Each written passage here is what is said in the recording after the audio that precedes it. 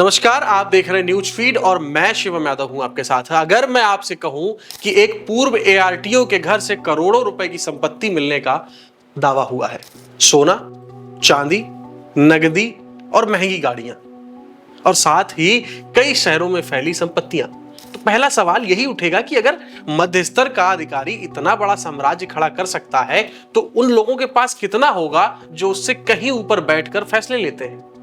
लेकिन ठहरिए, आज का ये वीडियो किसी व्यक्ति को दोषी ठहराने का या किसी राजनीतिक दल पर आरोप लगाने का नहीं है। हम केवल उन मामलों की बात करेंगे जो जांच एजेंसियों के रिकॉर्ड, अदालतों में दर्ज दस्तावेजों और सार्वजनिक रिपोर्टों का हिस्सा रहे हैं।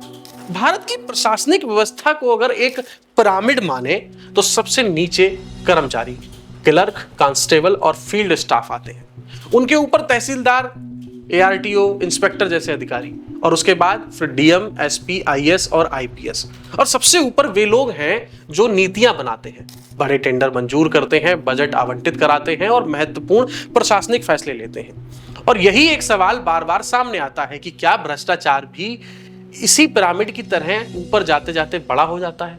इसका जवाब अनुमान से नहीं बल्कि कुछ चर्चित मामलों के आधार पर समझने की कोशिश करते हैं। हाल ही में उत्तर प्रदेश की विजिलेंस कार्रवाई में लखनऊ के एक पूर्व एआरटीओ के ठिकानों पर लंबी तलाशी और अभियान चलाया गया।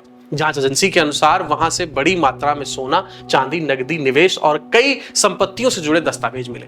जांच में कुल संपत्ति का मूल्य लगभग 35 करोड़ रुपए होने का दावा किया गया। यह मामला अभी जांच और कानूनी प्रक्रिया में है, इसीलिए अंतिम फैसला अदालत करेगी। लेकिन इस कार्रवाई ने एक बड़ा सवाल जरूर खड़ा किया है।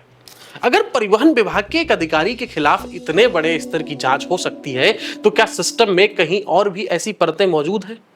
अब बात कर लेते हैं झारखंड की। 2022 में आईएएस अधिकारी पूजा सिंघल से जुड़े ठिकानों पर ईडी ने छापेमारी की। उनसे जुड़े लोगों के यहां बड़ी मात्रा में नकदी बरामद हुई। बाद में करोड़ों रुपए की संपत्ति अटैच की गई और मामला मनी लॉन्ड्रिंग की जांच तक पहुंच गया।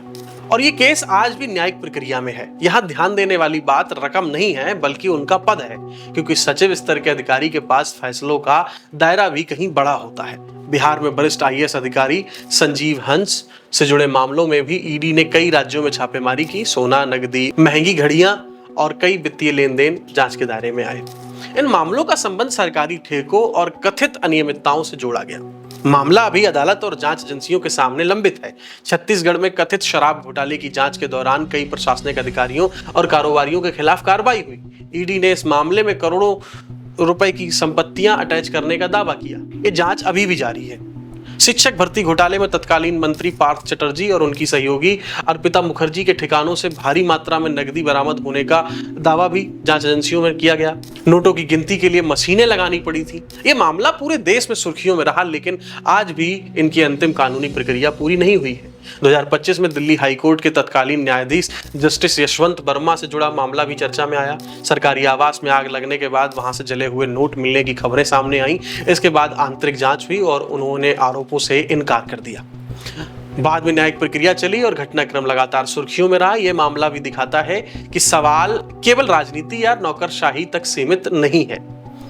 इन सभी मामलों को अगर एक साथ रखिए तो आपको एक पैटर्न दिखाई देगा।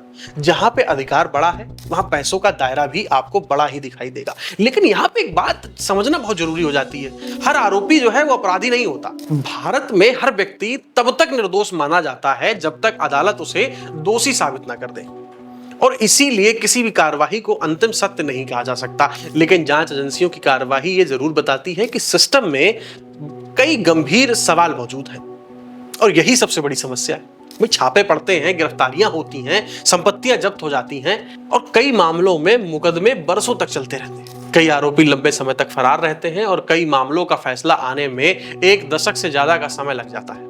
इस दौरान जनता का ध्यान भी धीरे धीरे दूसरे मुद्दों की ओर चला जाता है। ट्रांसपेरेंसी इंटरनेशनल के करप्शन परसेप्शंस इंडेक्स 2025 में भारत की रैंकिंग अभी भी चिंता का विषय बनी हुई है। एनसीआरबी के आंकड़े बताते हैं कि हर साल भ्रष्टाचार से जुड़े सैकड़ों मामले दर्ज होते हैं। वहीं केंद्रीय सतर्कता आयोग और सीबीआई के रिकॉर्ड भी ये दिखाते हैं कि बड़ी संख्या में भ्रष्टाचार के मुकदमे बरसों से अदालत में लंबित हैं। यानी कि कार्रवाई तो होती है लेकिन अंतिम न्याय बहुत धीमी गति से पहुंचता है। इस वीडियो का उद्देश्य किसी एक नेता, किसी एक पार्टी या किसी एक अधिकारी या सरकार को निशाना बनाना नहीं है। भ्रष्टाचार अगर है तो वो किसी एक राज्य या एक विचारधारा की समस्या नहीं है, बल्कि पूरे शासन तंत्र की चुनौती है। सवाल ये नहीं है कि कौन पकड़ा गया, सवाल ये है कि क्या सिस्टम इतना मजबूत बनेगा कि कोई बच ही ना सके? क्या जांच समय पर पूरी होगी?